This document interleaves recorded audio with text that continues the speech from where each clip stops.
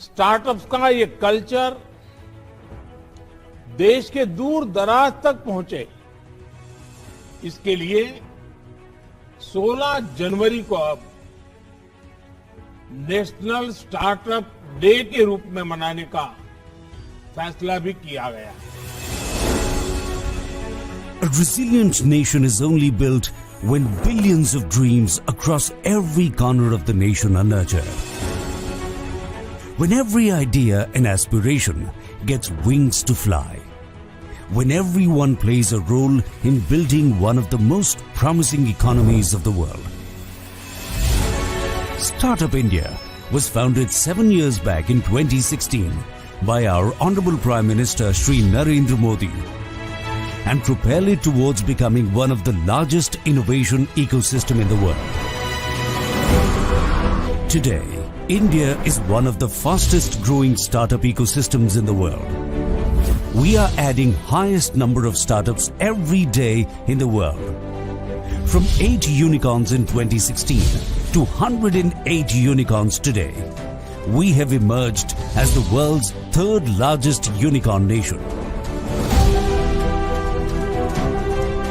All of this has been possible through the impact of over 54 regulatory reforms that Startup India has brought about since 2016 to increase the ease of doing business, ease of raising investments and reduce compliance burden.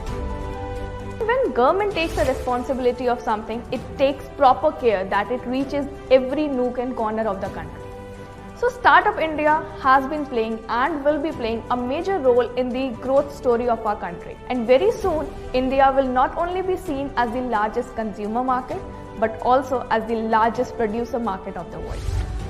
From 4 state policies in 2016, today we have 31 states and UTs with dedicated startup policies, spreading the reach of entrepreneurship to 663 districts. I believe it's a great success for Startup India mission, and we have seen like people coming from different background and financial situation. All these schemes made the dream get closer to the reality, and it's been a great journey with Startup India. We have grown immensely from 446 to 87,000 plus DPIIT recognized startups across 56 industries, employing over 8.48 lakh people. Last 7 years have seen an exponential growth in the number of startups and in the different kind of startups that are coming out in India. This is all possible due to the last 7 years journey of Startup India thinking about policies in a wholesome manner. Various initiatives by Startup India have enabled this momentous growth, including National Startup Awards, States Startup Ranking Framework, Seed Fund Scheme and the Government E-Marketplace or GEM. Startup India has actually created a very good systems and processes for adoption of such technologies into government ecosystem. That's really helped us tremendously. And the platforms like GEM, the government e-marketplace, they have specific areas where startups can sell their product to government ecosystems. This incredible journey spanning over 7 years has transformed India through its zeal for entrepreneurship and innovation. This is only the beginning of our journey to a more innovative and inclusive idea.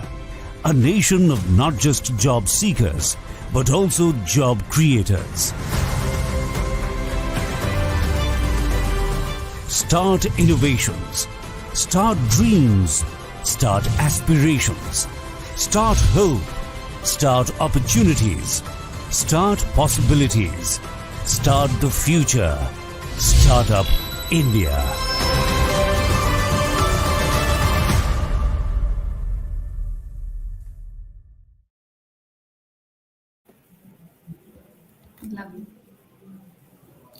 A very good evening and a happy National Startup Day to all. The Startup India initiative has successfully completed 7 years today, and we are elated to inform that the ecosystem has grown leaps and bounds ever since.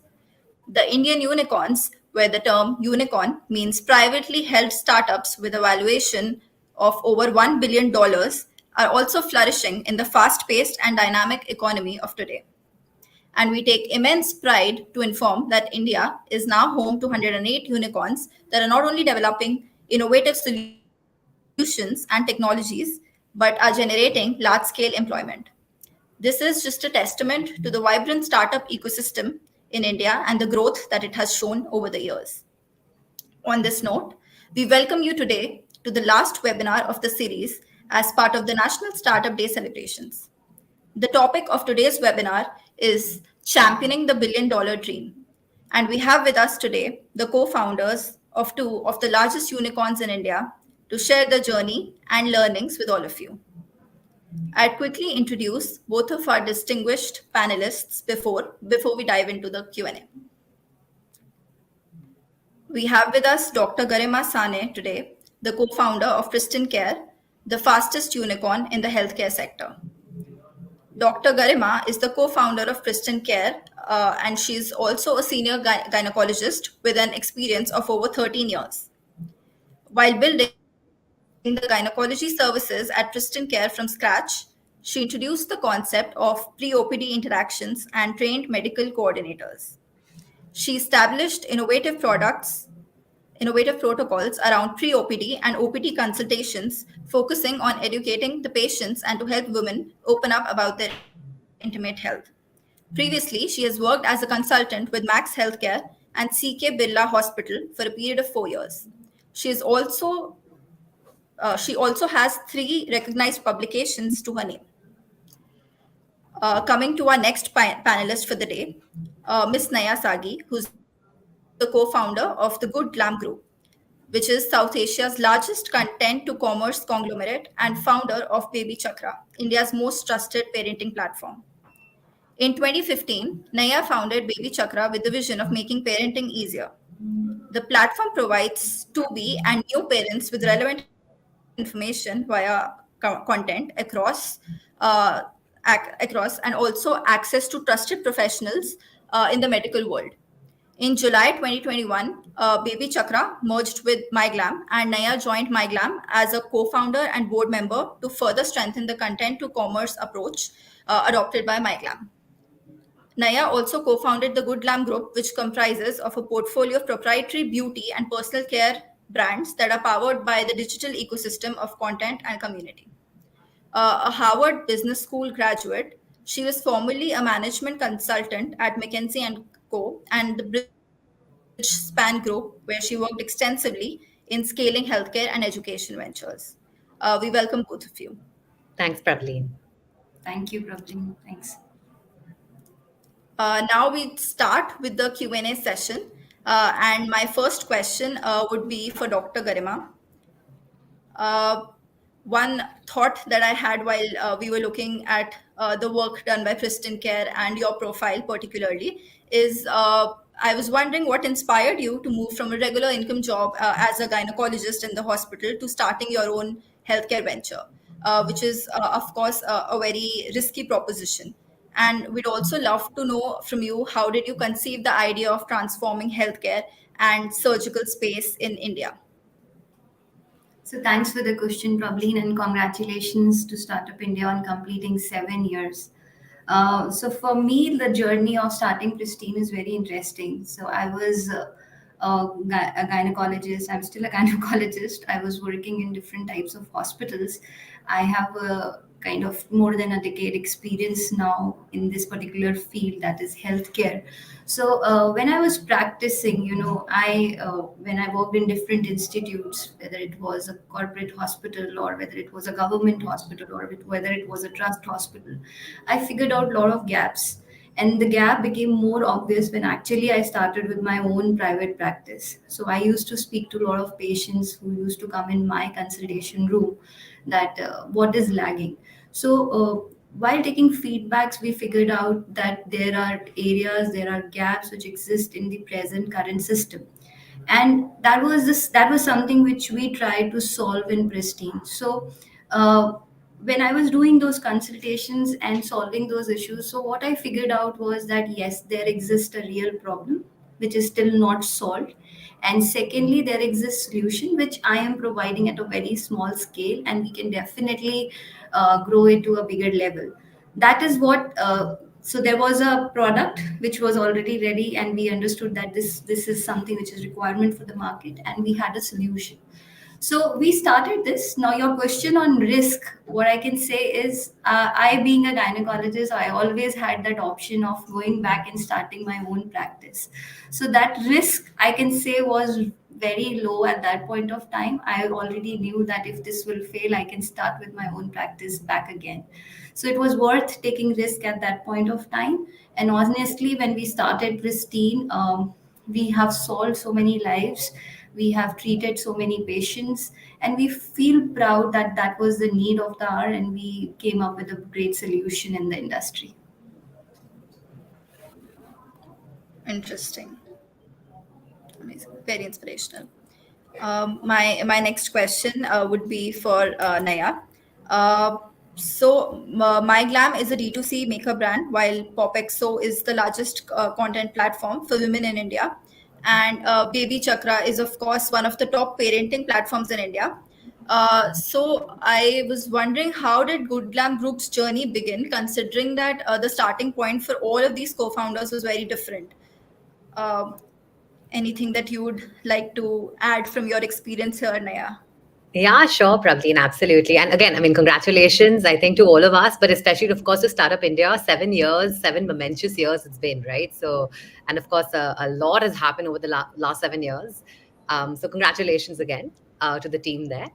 I'll tell you a little bit about the genesis of the group, right? I think, we, of course, were 3 sort of founders on 3 separate journeys. And very correctly, like you said, I think, My Glamm was this brilliant sort of D2C play in beauty. Priyanka was building PopXO with a very strong focus on commerce. And with Baby Chakra, what we were trying to build was a very large community of mums and doctors who in turn would over time discover products. And, we'd create a large sort of a, community to commerce funnel through that journey. I think what brought us together was 2 things. One was, I think, the success that My Glamm and PopXO already saw when they had, joined hands 1 year before I joined hands with Priyanka and Darpan. And they'd sort of seen the PopXO sort of top of funnel of content really play out well to drive commerce on My Glamm products. And at the lowest CAC in the industry, down to $50 in many cases, right? Which is the lowest CAC there is in BPC, in beauty personal care. And when I joined them, I think the premise was, how do you now scale this out, not just across beauty, but also across personal care? And, that was really the promise that I joined them with. And that was, so therefore the seed of the idea was consistent, right? That we all were believers in the power of, content, of communities, of creators driving commerce. And that is the future of commerce as we know it, versus the same performance marketing game that everybody else plays. And I think the second thing, of course, was like this whole mission and the vision that we had, that we wouldn't just be one brand or one content play, right? We wanted to be the largest play in the brand's business, in the content business, the community's business, and the creators' business. So there were 3 founders who were super ambitious, super complementary, and I think that was the genesis of the group. And of course, last year was an amazing year. The last 2 years have been amazing, actually. We've acquired more than 12 brands across beauty, personal care, and across content, across communities. And we continue to scale. We are today South Asia's largest FMCG, digital FMCG conglomerate. Right. It's actually amazing what the 3 of you have done by coming together. And I especially remember PopXO from my college days as well. Yes. My next question would be for both of you, as both of you are founders of startups that have actually navigated the scaling process while keeping the vision alive and without burning out. So I would, and the audience here would want to know, what are the challenges that you faced while you were building and scaling your unicorn, and who was your first investor, and how did you actually end up convincing them? Okay, so I'll take it first. See, it was not an easy journey. As I said, we had a product market fit idea in our mind, but it was not something which is like we will just go and we will start getting the things. So first thing for me personally was to prove it to myself, right? That, oh, I have decided on this idea and there exists solution, but will I be successful? So first challenge which was standing in front of me was to prove it to myself that what you have thought of or what you have decided to do, will it actually going to be a successful thing or not? Second thing, when we three started, like me, Weber, and Harsh, we three started, it was not an easy thing. We were two doctors and one person from the startup background. So it was very hard. Like we needed doctors at that time, we needed hospitals at that time, because our model is asset light. So we don't build in our own hospitals, but we have to bring in full-time doctors.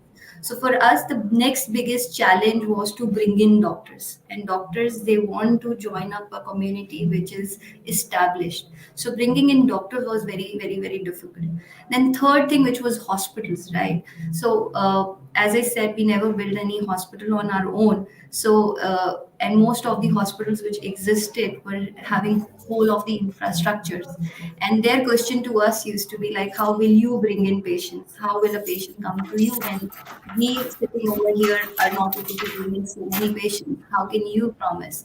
And what kind of thing it is? So convincing those hospital partners at that point in time was a bigger challenge. But what we realized that we three were functioning, we were bootstrapped at that point of time, and there were patients coming to us, and they were trusting us, and without raising any fund, we were doing close to 100 surgeries a month. So when we actually thought of raising fund, and when we told our idea to our investor, which was Sequoia Partners, our first investors, so they actually believed in it. For an investor, it should be a product market fit, and the business should be something which sounds unit economic positive. So Sequoia trusted on us and they funded us. Then came the next challenge in our journey, which was the COVID times, right? COVID has got a lot of advantage to the healthcare sector, but for us, we were into elective surgeries. So when we actually started this surgery business, we got like COVID wave, and then our prime minister announced that you have to stop the elective surgeries. So it was a tough time wherein we started with our D2C business, that is Beat XP right now, what we call. But we came out of it, what we counseled ourselves, that this kind of surgery thing cannot be stopped. It is the need of the patient. Patient cannot cancel it, they can just postpone it. So we were very positive at that point of time, and those were the different challenges. And then you build a unicorn, and the other kind of challenges comes to your journey. So some of them were these.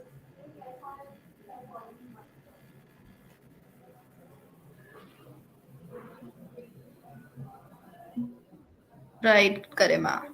I think, yes, that is exactly how most of the journeys have been, and it is your relentless, I think, effort that would keep it going. So, any thoughts here, Naiyya? I mean, I think Garima said this well. I just want to sort of just go back a little bit. Praveen, I think it's really important to acknowledge that, while it's really humbling to be considered a unicorn and to be valued at a unicorn valuation, the journey is still a long way to go for all of us, right? And I think that is the one thing. So, the day it was November 2021, I remember that we were the first D2C platform to have become a unicorn, and it was Diwali time. So when of course we celebrated the news, and we were so grateful that Warburg and Process really believed in us and backed us with the $150 million round. But the very same day, I think all of us as teams just went back to work, and we said, okay, we have a lot more to deliver now. So yeah, I think that's just one, I think, important point, because people feel like, oh, once you become unicorn, you have it made. No, there's a lot more to deliver, and long way to go. I think the important thing for us, right, Prableen, has been that the last year and a half have been really milestones for us. And that, I think, has been the foundation of the Glamm group as well. If you really think about it, the whole belief of the group has been 1+1 is not 2, 1+1 is 11. As Darpan actually loves saying as well. And hence the acquisitions we've made have been really the focal point for all of us to really ensure that they succeed. So the 12 acquisitions we made were across, the top sort of market leading brands across mom and baby with the Mom Co, across intimate hygiene with Serona, with the foremost certified organic product with Organic Harvest, with Saint Botanica. So when you're acquiring these companies on the brands level, I mean, the onus was on us to ensure that they could plug and play into our overall infrastructure and really scale. And that is not just, I mean, of course, one of them is, the first one is the toughest to do, then the second one becomes easier, the third one becomes a little bit easier, right? But it took us some time to get that really in place. And I'm very proud to say that in the last 6 months, our companies that we've acquired have grown more than 300, 400, right? Which shows that now the acquisition strategy is working, that we have a nice template in place. The second thing I think has also been just to continue the power of the content and the creator stack that we built out, right? And that again was again a series of acquisitions with the Bulbul, Viduli, Winkle, powering the creator stack, and content stack acquiring Scoop Scoop, Miss Malini, and of course then Baby Chakra Pop Exo already there. Recently acquired Tweak, which is Twinkle's amazing media platform as well. And I think the power over there to sort of see that play out again is now a well-oiled machinery, right? So I think the big challenge we had after we became unicorn was interesting to sort of see the synergies play out, which we are now seeing play out at scale. And I think now the new challenge before us, Prableen, super exciting, I think from an Indian entrepreneur's point of view, is to take this amazing machinery and take it scale. So last year we launched in the GCC, and this year is going to be a year where we continue to focus on our global ops. And Oh, amazing. I think both of you have been doing amazing job, and I'm sure. So when we talk about India's digital economy and how it has been growing so fast, I'm sure technology is an important element in both of whatever the both of you do. Since Pristyn, as I'm aware, is of course it promises end-to-end patient journey and with a robust technological core, while even Naiyya baby chakra products have been consistently recognized as one of the top pregnancy parenting technology products. So I'd want to understand that as the beauty and cosmetics industry is also expanding, and technological advancements have completely transformed the sector.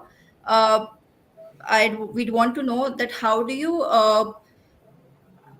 decide to utilize these existing technologies in a socially responsible way, and how do you measure the value of upside and downside of technology adoption? We can start with Dr. Garima first. See, for us, what I can say in healthcare sector, technology always existed, and I can say the major disruption happened when actually the COVID hit us, right? So I remember the time when COVID was not there, but technology existed, but there was hitch from the patient side that they never wanted to come and consult doctor over the call or on the telemedia. The doctors were also very hesitant at that point of time that how can they provide up with a teleconsult kind of a thing. So, but post COVID, we have seen that a lot of things have gone on technology. So whether it's taking consultation, giving prescriptions online, and government approving it has also helped a lot, right? So that was the first thing. Second thing, I feel technology in healthcare side has been very great if we consider patient safety point of view, right? So I can give you a small example over here. So all of us have been through the doctors, and we always say doctors' handwritings are pathetic, right? So the bigger problem which was always existed was for the pharmacist, wherein they were not able to understand the doctor's handwriting, and what if they prescribe or if they issue some wrong medicine to the patient. But electronic medical records, electronic prescriptions has helped bringing in that clarity. So everything is digital, so they know what needs to be there. For the patient also, I can say that they come to the doctor and sometimes they forget to tell you about their past histories or anything which is very significant for the doctor to know. So digital record system will help to keep a record and make a doctor know what the patient is actually suffering with. The third problem was what we can I can say that technology has helped in the healthcare sector is the availability of the doctor and the accessibility of the doctor, especially when we talk about tier 2 or tier 3 cities, where we feel that India is still facing a lot of challenges in the healthcare sector. But with the invent of telemedicine, teleconsult, the doctors, at least the primary care, can reach out to tier 2, tier 3 cities very easily. Doctors can give second opinion, third opinion to easily if a patient needs a surgery. So I think technology always existed, but post COVID era we can see a lot of changes happening in it. You can say that even in pharmacy side, wherein we can now order online medications, we can order diagnostics labs online itself. So all those things have come in with because of the technology.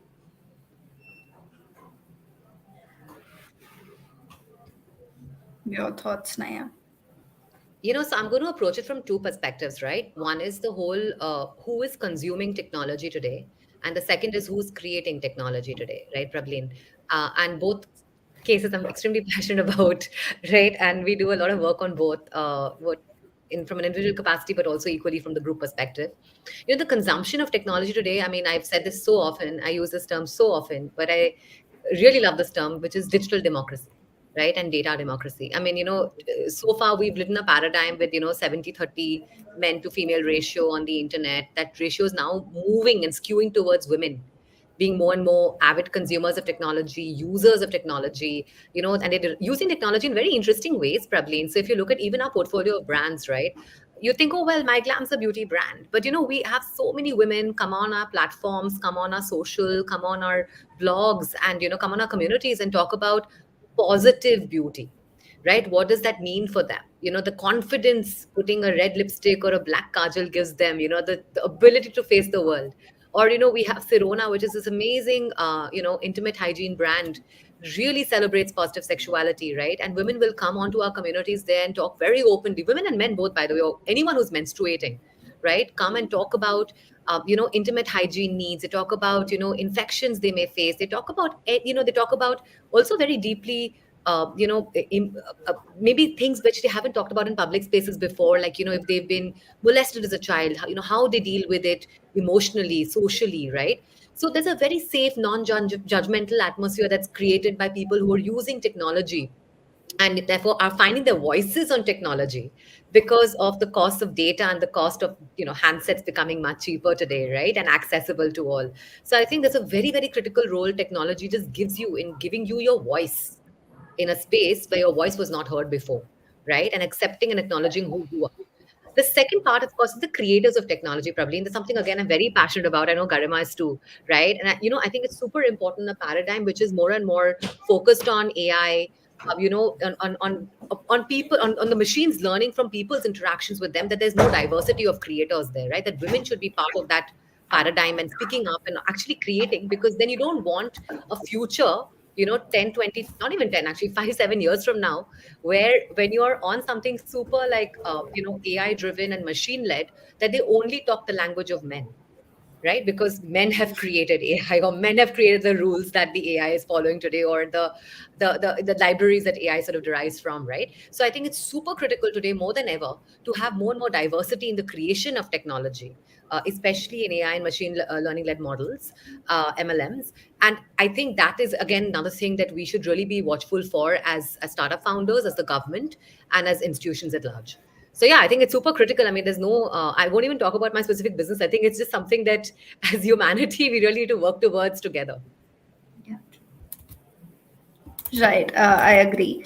So when you spoke about the ratio of women and men ratio in the consumption of technology, and how women are a part of a paradigm, and we need more diversity in technology, it also makes me think that when we talk about the startup ecosystem as well, uh, we see a huge gender divide. If we talk about the funding landscape specifically, we think that the Indian startup ecosystem definitely would need more women unicorn founders, as the current numbers aren't really that high. And also less than I think 10% or about 11% of the unicorns have women founders, have at least one female founder, I'd say. And further, as you'd also know, that the unicorn C-suite has just about 1% women. So, what are your thoughts on this, and how can we make this better? Should I answer that or should Garima answer that? You can start. Yeah, you can please go ahead. Okay, happy to. Again, a matter very close to my heart. Uh, See, I mean, Prableen, I think, listen, I mean, there is a serious problem, right? You can't escape it and you can't avoid it, which is the matter of how much funding is going to women-led startups, ventures, and in general, I think women in the startup ecosystem. There's no doubt about it. There's serious breakage and funnel there. I think, however, I always come from a point of, okay, can we at least start from what exists today and build on it, right? And recently with Invest India, with Startup India, we did this report, right, where we highlighted the stories of more than 100 women entrepreneurs across India building amazing large scale businesses, really high impact businesses across sectors. And there are so many other stories to profile. I want to go back to saying, okay, let's look at examples. One, so two things. One, let's look at examples where women have already established and demonstrated substantial scaled success, right? And let's bring those stories to the mainstream and highlight those stories, because that woman who's maybe at the cusp of dropping out saying, I just can't make it, I just can't get up and do another day of this pushing myself because there's not enough of me out there. Maybe she derives inspiration from that, or that family that reads that that report and basically tells their daughters that see, this is an option for you, you could be an entrepreneur. There are women who are doing this already at scale, right? I think those are the stories that will inspire more and more women to push themselves a little bit harder, or even men to push the women in their lives a little bit harder, right? And say that we are here to support you. That's one. I think the second piece is, I absolutely think that, when there is something societally this wrong, legislation plays a very, very critical part in solving for it, right? If you look back, when you had this whole thing about board director representation, women being represented on boards, right? Today, EY reports that 95% of Nifty 500 companies have a woman director on board. Correct? Now, that paradigm has completely changed because of legislation. And of course, people will argue, oh, that woman was not deserving, or, she's just there to fill the quota. But the fact remains that you have the woman on the board level. I mean, she obviously at least has the opportunity and access to her voice being heard, and there are women probably in the lower ranks in that organization who say, okay, there's a woman director. There's someone who looks like me, who's been through a similar journey, represented at my company's top C-suite. So I think there is something to be said about legislation coming in that really facilitates and provides for, again, not equality, but equity for women at scale, and especially when it comes to funding for women at scale. I mean, I can go on about it, but that's for another day. But I think those are my broader thoughts on this. No, I can just add on what Naiyya said. I think she has covered most of the points very beautifully. See, it's just like if we go back into the past, there was nothing, right? And today, if we see there are female founders, unicorn founders, right?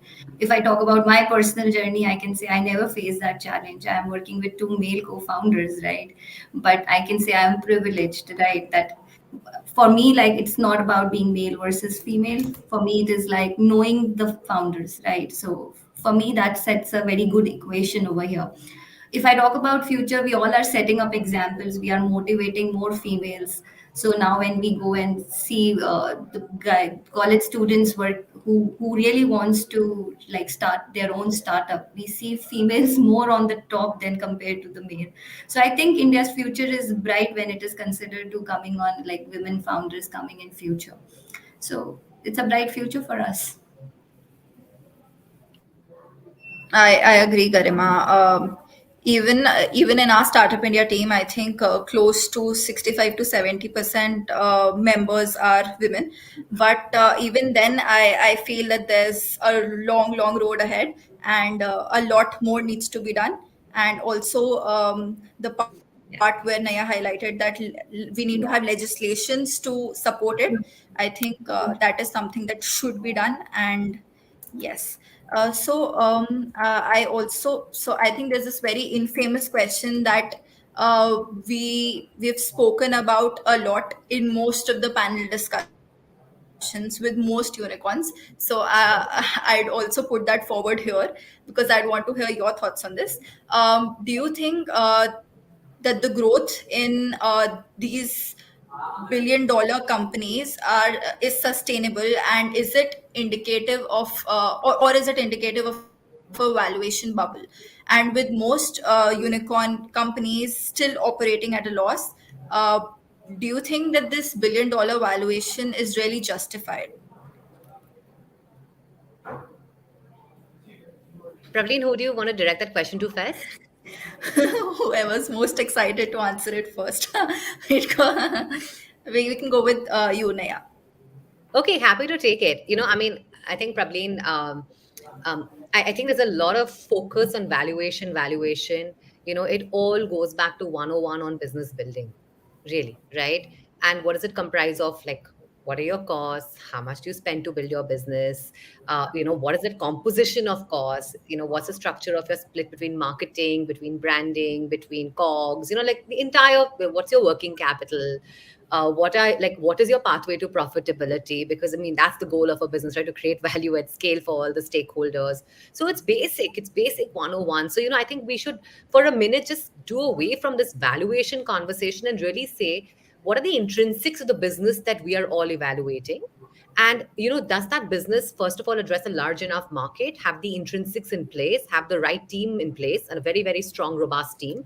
And is it poised, with all the advancements we see today in technology or in innovation, to really meet the potential that the Indian markets have? I mean, you're looking at a $5 trillion economy in the next 2 years. And just to put things in perspective, Pravleen, it took us what, 60 years to reach the first $1 trillion, right? Then 7 years to reach the next $1 trillion, 5 years to reach the less than five actually to reach a third, so $3.5 trillion I think is where we are today, right?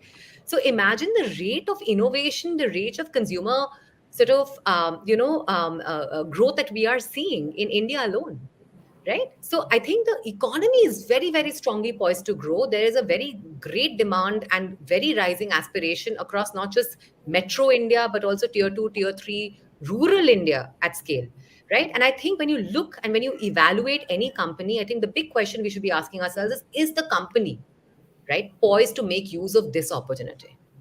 And if the answer after you do all the evaluation is yes, then you come into a question on what the valuation multiple, etc., should be. And of course, there will be corrections, there will be evaluations, there will be market comps that will happen, right? You will peg it against their peers in the market. And that I think is a process of discovery that every company will go through. And that's totally fair. So I think that is my view, looking at the intrinsics of the business and looking at the market it's out to serve and whether it's well poised to serve it or not. Yeah. In a short line, I can say that business with a great unit economics will grow on, and the one which is just not with a stronger one will not survive. So those with like stronger valuations will continue with the stronger valuations if they are proving or doing a real business and their unit economics are positive. I agree totally. This just brings me to another question where I think most of the businesses first focus on making their mark in the business world and then go on to focus on sustainability and ESG factors. Uh, so this just makes me think that this should be one of the first things that a particular startup or a business may want to look at.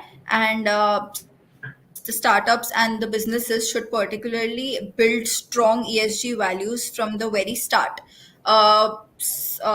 It is very important to have strong compliance and values from the very beginning. And in India, if we see that the impact created along these ESG factors is still latent. We'd want to hear your thoughts on this.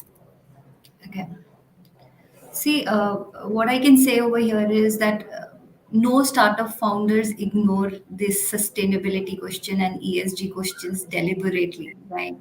It is just, I can say, they are so much driven to their work that it is just something that they miss out, right? If I have to talk about Pristyn, right? Uh, healthcare is something which is regulated, right? So we can't miss it. So in our case, I can say the compliances and all these audits, we started from the very second year of our existence, right? So we can't escape out of it. So it's not a deliberate thing, but because and second thing I can say is that the awareness was also low, because most of these startup founders are the first time founders, or they are just starting up new. But so the awareness was low, but with the coming time I can say the awareness will go up, and these will not be a kind of a questions which will exist. I think everyone wants to do it. It's just deliberately that this thing is not happening. I can answer from the perspective of the group. We are the Good Glam group. So, I mean, we have in our name itself a commitment to be doing good while we do what we do, right? And I think that's something that all of us as founders and teams take very seriously. So from the very beginning, all our products, of course, have been clean. They have been vegan. They've been PETA certified. So therefore not animal tested, cruelty free. The bottles we consciously try and use, packaging which is sustainable.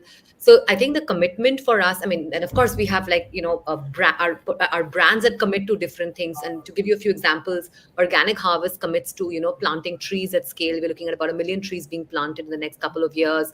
Sirona has a foundation that commits to period positivity and supporting a menstrual education at scale. With Baby Chakra, with every product that gets sold, we actually donate a certain amount to Cry, which is this foremost charity for children in need of education, safety, and health. So I think all of us, I mean, as a group, there is no doubt about it. I think we all, in our DNA is the commitment to be doing good. Now, of course, I think one thing that keeps us awake at night is how do we continue doing good and scaling it, right? And I think that's something that we are all working together as a group to do with multiple partners, internally as well as externally. And in our reporting annually as well, we basically also talk about things like what is the diversity of women and men in our in our teams. So we're very proud to say we have about a 65% female to male ratio in our teams overall in our FTEs, and at the CXO level we have about a 50% female to male ratio, right? And of course at the co-founder level there are 2 women to 1 male, right? So I think overall, I mean, if you look at it holistically, right, probably why just ESG, look at it holistically, right? And it comes down to basic business. I mean, today, if you're a company that's looking to exist in 2023, you need to be doing good. Because otherwise, like, what is the purpose of business if you're not able to create impact in every way possible for the planet, for people, and of course, for your stakeholders, right? So, yeah, I think it's a given. I second that. And the importance of keep doing good for the business as well as the goals that we've set over time, and not just maybe to fulfill some sort of compliance. Uh, I'd also maybe here would want to know, considering that you have worked in the baby care segment for a very long time, and that we'd want to understand, and considering that a lot of players are now into it as well, we'd want to, I'm sure the audience here would want to know that since e-commerce and since the penetration of technology in this segment, what more has changed for baby care product market, and in terms of the variety that is now available and accessibility of these items, what do you think are the new trends in this segment and in this industry? This question is for Okay, Naiyya. you've got me on one of my favorite topics again, Praveen. But let me very quickly summarize. I think there are 3 trends in particular. One is this whole trend of, a mother today, a mother and father, by the way, right? So we have this campaign called Equal Parenting in Equal Parents in Baby Chakra, where we celebrate the role and we encourage the role of both moms and dads, or same-sex partners, basically collaborating and therefore raising the child. And we also give very practical tips for both moms and dads to sort of support each other, and dads to be better dads, right, and more involved dads. But anyway, so I think the important thing, one, is that today's consumers are extremely particular about the ingredients going on to their skin, right? And if you look at Nielsen reports, it will suggest that 40% of people are now preferring clean, natural, right? Entire shift, the narrative has changed in terms of preferences. So Baby Chakra recently launched this whole campaign called Label Pado Moms, right? And it's also Label Pado Dads. We're extending it to dads, where we're actually encouraging. And if you go to the Baby Chakra website, you can actually see ingredients listed in your most popular baby care and skincare products, and you get to know why they should not be there. Right from phenoxyethanol to artificial fragrances to preservatives, right? What are the ones you should watch out for? So number one, there's a big sort of building on this ingredient discovery story and a choice for safer products. We have also been sort of trying to educate and launched India's largest label literacy program as a result. The second thing we've done, and what we've realized, is that today's parents are, it's very interesting, because even tier 2, tier 3 has hotspots where the mother's still on Instagram and figuring out trends in the US, in the UK, and in like in K beauty, right, in Korea. So what we're realizing is that today's mothers are not so focused on just affordability. I mean, of course, affordability is a big criteria, but they're looking at better solutions and more innovation, right? And to make their lives a little bit easier if we can. So what we also have done as a result is like experimented a lot with, and co-created with our consumers of mothers and doctors and fathers, interesting formats and new innovations to serve the baby care market. So we're the first company in India to have launched India's first baby safe hand wash. And this one wonderful foaming experience, right? Then we also launched vapor patches, which have been a hot seller on marketplaces, right? Which is, we realized that you're putting on these camphor-filled balms on kids' chest, which is not great. You just take this patch and you stick it onto a child's chest at night, and you're certified to have 8 hours congestion-free sleep. Right. So a lot of innovation is coming into the market now in baby care. And, we're learning and co-creating with our consumers as we speak to bring that innovation in from a Baby Chakra perspective. I think the third thing is that, you need to have experts and consumers work together with platforms to create change. Right. So it's not only about selling products, also about having the meaningful conversations that you need to with consumers at scale, right? Because eventually you have to, we are in service of mothers, we are in service of kids, right? So you can't just service them with products, you have to service them with needs. So we do a lot, we continue on the DNA of Baby Chakra. We continue doing a lot of live chats, a lot of patient outreach programs, doctor programs, mom programs.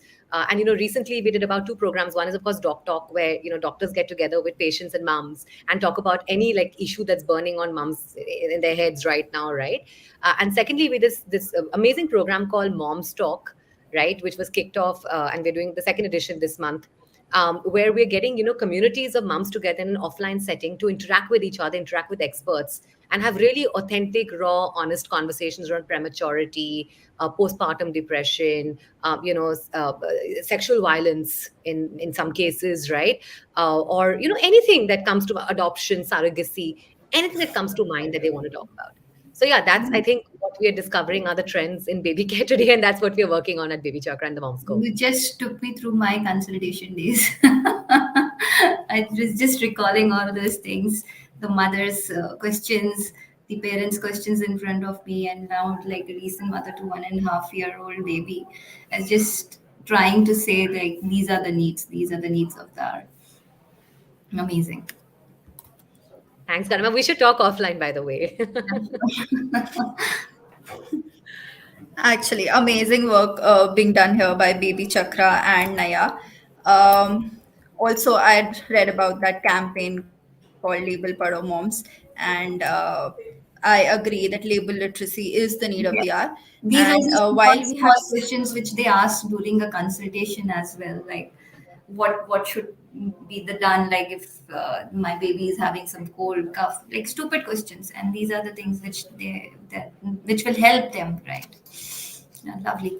Sorry. Actually, it's important to build a community of mothers to maybe come and speak about maybe the best products in the market and what has done best to them and worked the best for them. So I think that's a great Praveen, idea I there, just want Naiyya. to add one more point, maybe for the entrepreneurs who are listening in, the Label Pado Moms video was shot in all of 6,000 rupees. So it's basically shot in my house with my daughter, Arya. And we've literally, like, my team conceptualized the campaign and we did it. And, we shot it in like 3 hours. We had just like a small studio crew, like video camera and a mic. We had some lights come in. 6,000 rupees, Praveen. Right. And this has reached more than, I think, on 10 million on Instagram alone, and another, I think, 2-3 million on YouTube organically. So like a reach of about 15-20 million people overall. Right. So I just want to show, Praveen, that the power of just, addressing a real need we talk a lot about money raise karna hai, nahi chahiye itna, just focus on solving the right problem for your specific demographic and going at it very creatively. I think the answers will come and people are there to support you. So just wanted to also call that out to This whoever is may so be watching. interesting and also a big learning for businesses who've spent so much on marketing. Uh, I mean, it's good to so, spend if you have the yeah. money, but sometimes you have to be frugal as well. Right. And while we're talking about innovation in the baby care market, since Dr. Garima here has worked across industries and has worked in a private hospital, and now, of course, has a business of her own. I'd like to understand from her experience over the years on how healthcare has changed in the past 10 years, and how the disruption in technology has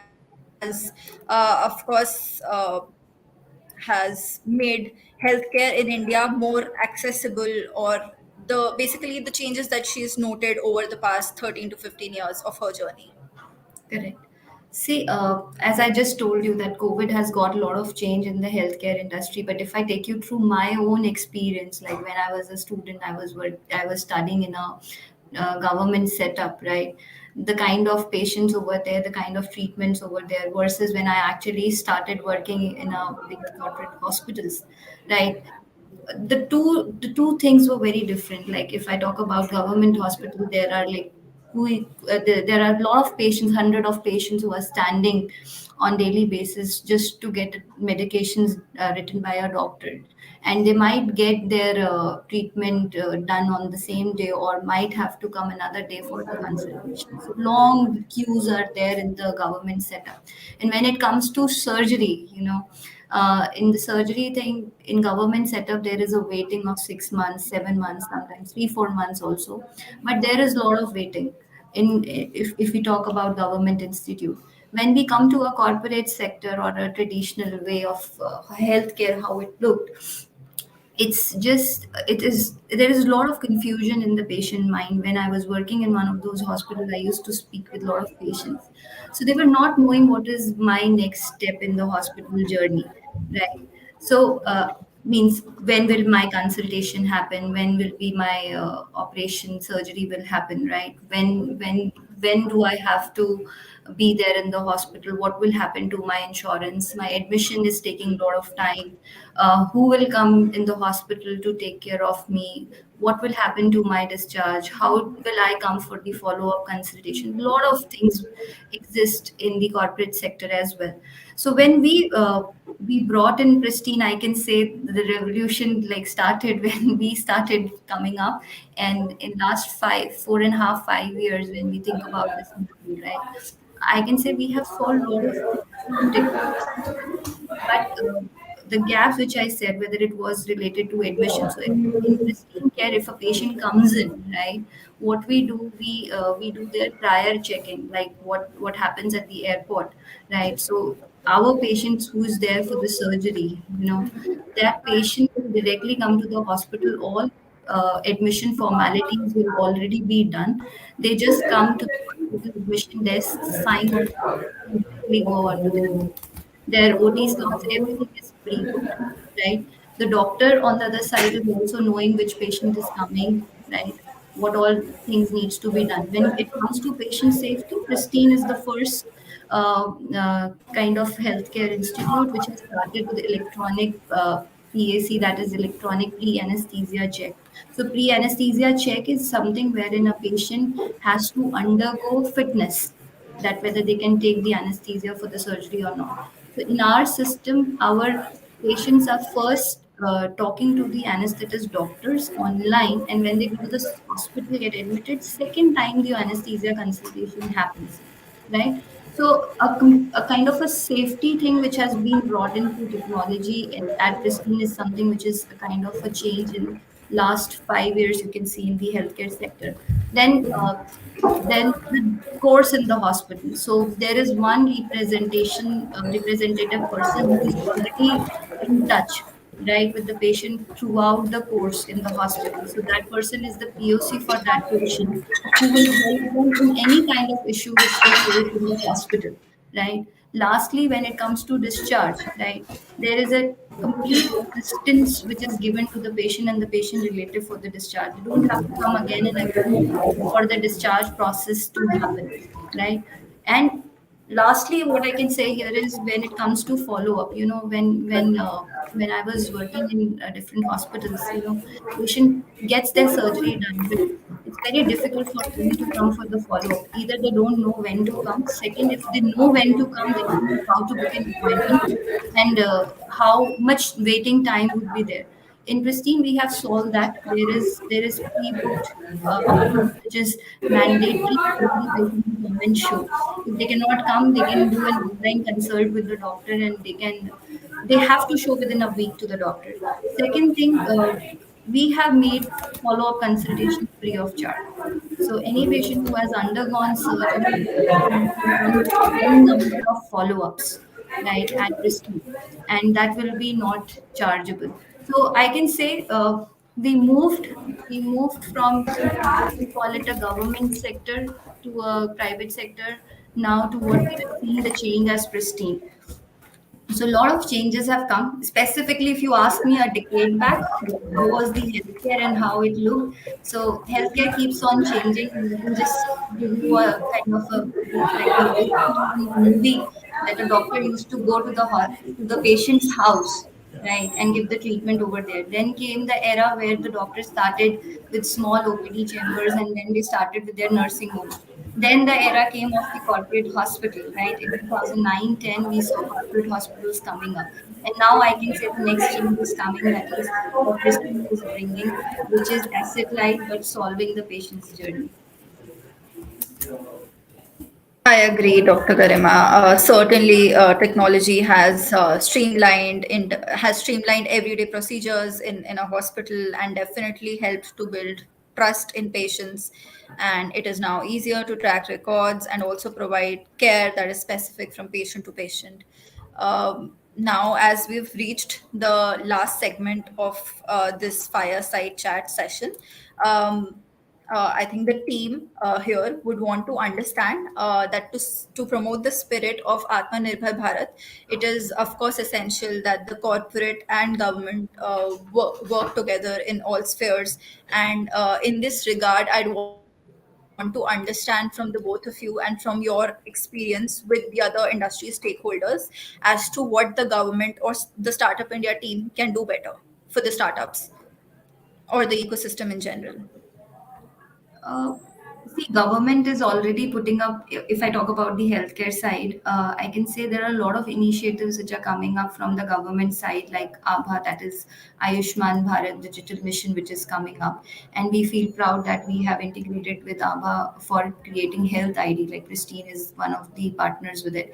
Then the other initiatives like Heal in India, Heal by India, and then there is e-Sanjeevani. I think government is coming up with good initiatives in healthcare side, and I can say that we like at Pristyn would love to collaborate with government on this and get like better integration in this particular part, and would love to help the community with the patients which are in need of the surgical or the healthcare stuff. Amazing, Garima. We'll discuss that offline. And Naya, something that you would like to add here? I think the government is actually doing a very good job, Pravleen. I think I've said this a few times as well, and I truly believe in it. I mean, we've seen the results of it, right? So I think goes to show all the efforts going in. I also really appreciate the fact that the government is really opened up and is getting so many stakeholders involved in like one-on-one discourses with the prime minister, with different stakeholders in the government, with Startup India, with Invest India. I think everybody's so approachable in these institutions as well. I think it's really very encouraging. Just two things I just want to call out. One is, of course, I mentioned before as well. I think for women to be a part of not just the consumer economy but the creator economy. I think how do we really create something that is very defining, a change there. And I truly, being a former lawyer, I do believe in the power of legislation when implemented well, and with intent. That's one. I think the second piece is, I do see, of course, like, very young ventures still sort of struggle with their fundraising journey.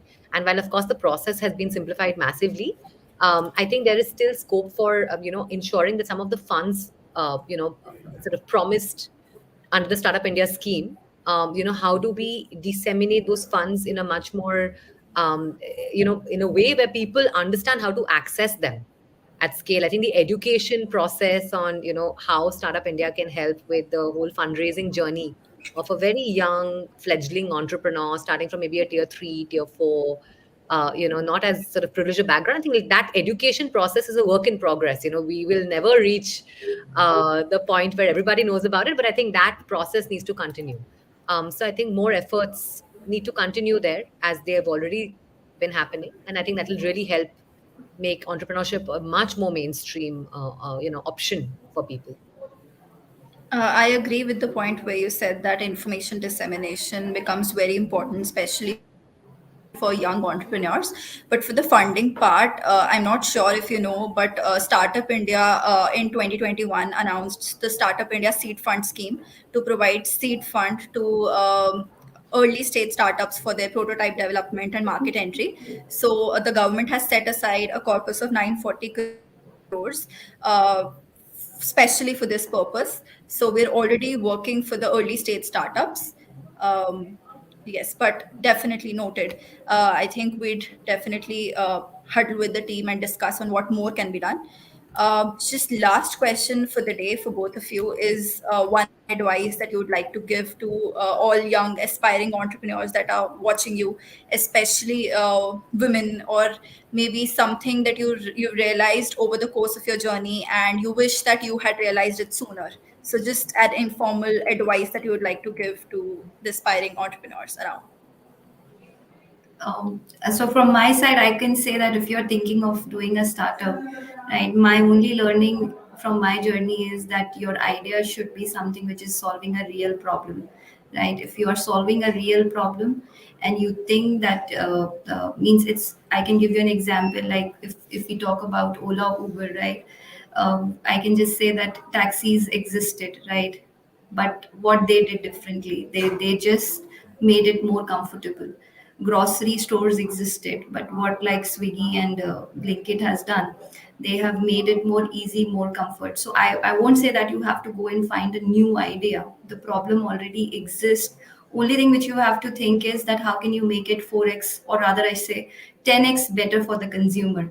So if you have that idea wherein you are actually solving a real problem to 4x or 10x, I think you should go ahead and do it and be confident. Build a good team, and I think you will automatically succeed with a lot of hard work on it.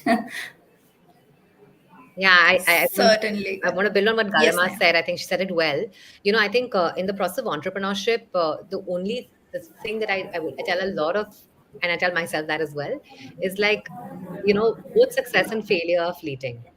Correct. So you just have to keep at it, because in entrepreneurship, one day in the morning you'll wake up, you've signed this amazing contract, and like, you were like top of the world. You're like, okay, I'm going to be this massive company, right? And in the evening, like a really key team member quits, and you're like, okay, how am I going to build it? So I think both success and failure are fleeting, and just think about entrepreneurship being, and everyone says it's right, a marathon, but it truly is. So just have that equanimity with you, to basically take the highs and the lows with the same calm, and with the same sort of, with the approach that this too shall pass. I'm just building, building, building for the future. So just keep at it and don't let the highs and lows impact you too much. But of course, I think one important thing, please celebrate the small wins, because the whole purpose of being an entrepreneur also is to create something and to take joy in the building process. And don't forget, you have a team that's building with you, right? So oftentimes as an entrepreneur, we judge ourselves too harshly. We're like, itna bada win nahi hai, chodo. But the team has made this happen, right? So it's on you to celebrate the small wins with your team and make those count. So I think, yeah, just these two perspectives really. Definitely. I think a great advice for our audiences today, whoever's listening to this. listening to the both of you. Thank you so much, Naiyya and Dr. Garima, for your time today. And I hope that this session was beneficial to our viewers and that they were able to draw inspiration from the brilliant work that the both of you have done and continue to do every day. Thank you so much Thanks, for being a Praveen. part of this session. Congratulations again to all of us and to Startup India. Lovely. Thank you so Right. much. Thanks for having us, Pristyn. Thank you. Thank you.